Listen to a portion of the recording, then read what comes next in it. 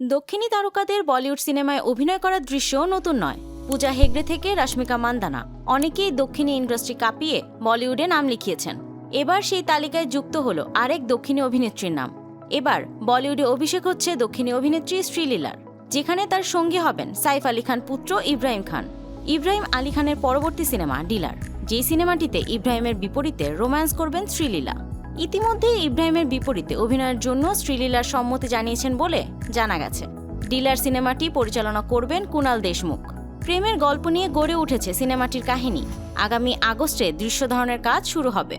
খুব শীঘ্রই এ বিষয়ে আনুষ্ঠানিক ঘোষণা দেবেন নির্মাতারা। 2019 সালে কিস দিয়ে দক্ষিণী ইন্ডাস্ট্রিতে পা রাখেন অভিনেত্রী শ্রীলীলা।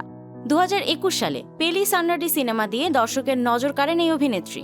শ্রীলীলা অভিনীত সর্বশেষ মুক্তিপ্রাপ্ত সিনেমা গুন্টুর করম। এতে তার সহশিল্পী ছিলেন মহেশ বাবু। চলতি বছরের 12 জানুয়ারি মুক্তি পায় এটি। 200 কোটি রুপি বাজেটের এই সিনেমা আয় করে 171 কোটি রুপি। শ্রীলীলার হাতে রয়েছে আরও কয়েকটি নতুন সিনেমা। তবে বলিউডের স্টার কিডের সাথে ডিলার সিনেমায় এই জুটিকে দর্শকের কতটা মনে ধরে এখন সেটাই দেখার।